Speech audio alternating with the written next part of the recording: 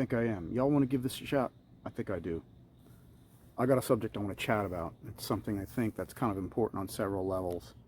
And it touches on a lot of different aspects of gardening. In particular, it touches on the aspect of gardening that relates to repurposing and composting your media stream and the circular economy of it all. It touches on fertilizing our plants. It touches on raising bricks in our plants, raising the sugar levels of our soils, improving the life within the soils. It touches on all of these things in a lot of different ways. And it's so very simple. It's a concept that I think is lost to a lot of people because we tend to look for simple solutions that are common to us, that are prevalent in our social circles, etc. And in this particular case, on my journey back to Eden, I found it, well, of all places, in Korea.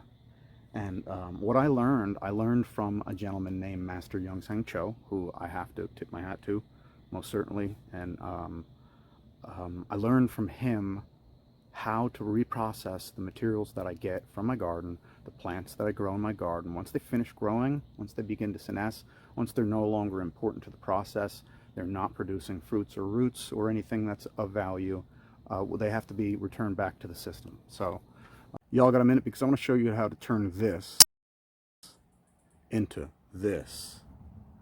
What's that, you say? That right there is liquid plant fertilizer. And we actually made it from our plant media. It's got lots of advantages in the garden. There are many advantages to doing this, especially if you happen to be in an area where you really can't compost. If you can't compost, you might be able to convert some of this stuff into, well, this fertilizer right here. Here you can see it in the pail. That's what it looks like after I sift it through a little bit of a filter. I use this material right here as a filter material. I just simply sit it in the pail. I use this right here to scoop some out of the master batch, pour it into the pail right there, and then it can be distributed from there in the ratio that's necessary to apply to the ground. Normally, when I'm using this particular fertilizer, I'm using it in very small amounts. Okay, I can use it for fertilizing the plants that are in it. If I'm using lots of tomatoes in this particular fertilizer, I can use it to fertilize tomatoes. If I've got a lot of brassicas in it, I can use it to fertilize brassicas. If I've got a combination of brassicas and tomatoes, I can use it to feed the soils at the feet of those plants. Does that make sense? Well, here's another thing. It has this sort of special and endearing quality about it. Let me get a little bit closer to it, and you can get a look. There you go. This is an anaerobic fermentation. Okay? Doesn't use oxygen. It uses microbiology that don't require oxygen to metabolize their processes. So, what does all that mean? Well, it means that this is the stuff that's ideal for use on the soils that are at the feet of your plant, in those niches. It's not necessarily something that we want to put on the leaves of our plants. It's better suited to be down there where the roots are so that they can absorb it or they can not absorb it. They'll make up their mind on their own. If we start out with this particular material right here, well, let's talk about volumes at the starting point. This is a 65-gallon drum, food grade. It has a screw top, 2-part screw top lid. And what I like to do is fill it pretty much slam full to the halfway mark, right there about in the center of the barrel, with as much of this stuff as I can get. I'm not so concerned of whether or not I have greens and browns. I'm more concerned about, do I have the plants that I intend to grow in the barrel? I don't care if they're diseased. Look, you can see seeds. Well, I'm sorry. Actual tomatoes. We took this out of the greenhouse. Here's some wild onion. There's asparagus. That's known to contain raphides. We want that. You know, I mean, it's just whatever I pulled out, and I'm gonna fill this thing halfway full, as stuffed as I can get it. I don't care if it's chopped up. If I feel like chopping it up, I might chop it up. I don't always have time to chop it up. Usually I just stuff it down in there, and then you know what I do? I fill it with chlorine-free water all the way to the top. I've taken some of it out already. We're using it already. Anyway, what can I say about this stuff? Well, early on, It's not as strong as it is what's early. I'll give you a reference point. If you make this batch and it's only 2 or 3 months old, that's early on. You need to use more of it to get the same bang for your buck. All right, it's not going to look like this. It's not going to look like this. There's going to be a whole lot more of that still showing in a few months. But after about 5 or 6 months, 7 months, 8 months, 9 months, starts to look like this. Actually, didn't see anything. I stirred it up. I wanted to see how much media was down on the bottom that was still not quite digested. So what do we got to do to get this to go? We don't have to do much, right? Y'all okay with looking at the batch? I hope so. Because the goal is to get to here. Because once we get here, we can not only feed our plants, we can also re-steward other areas that have less fertility. We can go back to those areas and then grow the plants that we were growing in the other areas. We can add these new species of plants to other areas where they weren't already growing. And it'll become a whole lot easier because there's lots of things in here that were made from photosynthesis. And then they were just broken down in here. What breaks them down in here? Well, what breaks them down in here is the microbes. Some of the species will be on your plants. If you don't have a lot of microbes on your plants, you might not have a lot to offer. So go and get some other ones.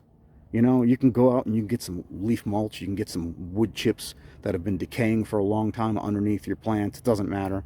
Even if it doesn't matter if the tree is black walnut or cedar or Douglas fir. You can take any of those. It makes no difference. As long as there's species of yeasts or fungi or bacteria, they'll get engaged in this process of decomposition and they'll break it down. What I like to do is I like to use lactic acid bacteria. That's something I make in other processes, including making my own organic butter. We talked about that. I've got videos on that if y'all want to learn how to do it. It's something I'm proud of. But I'll use that. I actually use about a half a cup of the lactic acid bacteria that I make as a starter. I just pour it in there. But I also like to take a boiled potato or two, boil them so they're really, really mushy, and it sort of becomes like an instant nutrient source for the lactic acid bacteria and whatever maybe indigenous microbes from, well, you know, around my world may be included. But ratios. So in the beginning, okay, you know, you might need to use, let's say you need to use this for other purposes. You might need to use this the way I do to keep animals out of your garden. Oh yeah, it smells. Make no mistake about it. Right there, we're looking at it. That looks all nice and, you know, harmless, but it really stinks. And you don't need a whole lot of it. You know, I'll actually put, you know, maybe 1 or 2 quarts in to a gallon or 2 of water and a sprayer, and I'll walk the perimeter of the garden and apply it. And that gives me about 4 days of relief, so I can interrupt the feeding cycle of the local fauna, which is important for me because there's lots of local fauna. What that is there. There's lots of local fauna that want to feed on my back to Eden grown vegetables. So this is what it looks like after whatever it's been, 9 months. It's almost a year. It's close to a year. At this point, the ratio that I'm using is, this is 2 quarts of ball jar. I'm going to mix these 2 quarts with 10 gallons of chlorine-free water. Let's break it down further. I'll mix half of this with 5 gallons of chlorine-free water. I'm using well water. And that is all I need to use to feed a whole bunch of plants, because 5 gallons of water, you know, is enough to pretty much touch all of the soils in my main garden. You know, it really is. I can even get into the fruit and root plots, and I still have some left. But the point is, I can take this and I can put it on the perimeter of the garden, and because it smells so bad and so unholy, the animals don't like it. They get that sense of, holy cow, it smells like something died here. And after about 4 hours, we can't smell it anymore, but the environment does. So it's something that's worked for me. If you're having trouble with the animals, you know, let me show you what I do. I'll just give you a quick walk over. This is my fence right here, and you can see why the deer have no problem stepping right over it like I did. Okay, sometimes the gate's open. Yeah, they can walk right in. They can step into here, no problem. But all this is open space, and that right there is the woods. So what I'll do is I'll make up a batch of that liquid fertilizer, and I'll apply it right here to the wild sections, all the way around where that fence is. It's not pretty, it's wild. Look, there's silage tarp that I have, that's got to go to work. Taking back some garden space somewhere else. Yeah, and this whole area right here, you know, the deer just, they rummage through here. My corn is growing right there. You know, this is like a field day for them. But I'll go around that corn plot right there with this, and I'll fertilize the outside. You can't tell right now, but the outside of that bed is sweet potatoes. And they love this liquid fertilizer. Yeah. So anyway, I end up, you know, here's what I'm saying. It's a multi-purpose, multi-use amendment that is totally organic. It is totally free. It can be made at your place with your own water if you have good, clean water that's not going to sterilize the microbes. And you can make as much of it as you want, really. As much stuff as you can grow, you can use. And you know you're using media that doesn't have Roundup, it doesn't have, you know, herbicides of any kind or insecticides of any kind. You know it's just gonna be fine. And that's what I like. Having the provenance of what is in my system is very important to me. Knowing where it came from, what its beginnings were, gives me a better idea of how it's going to end. And really, that's all there is to it. You know, how difficult is that? You put your garden scraps into a pail, get it stuffed in there as much as you can, and then go ahead and fill it with water.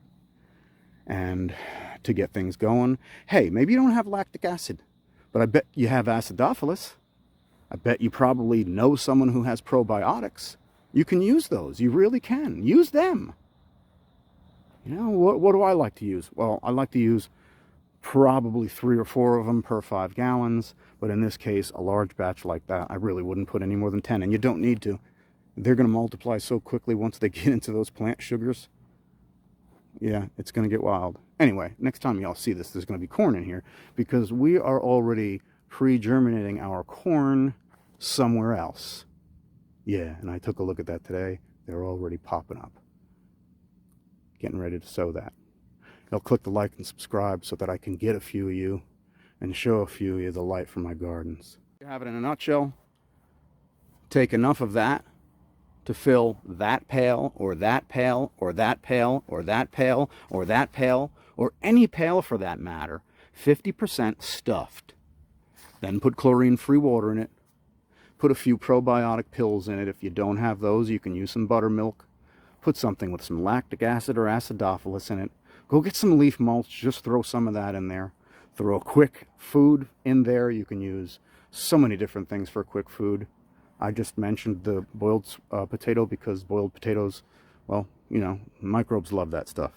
So hook it all up, mash it all together, and inside of 5 or 10 minutes, you got yourself enough liquid fertilizer to last you, who knows? That right there lasts me longer than a year. I mean, wow, yeah. Wow.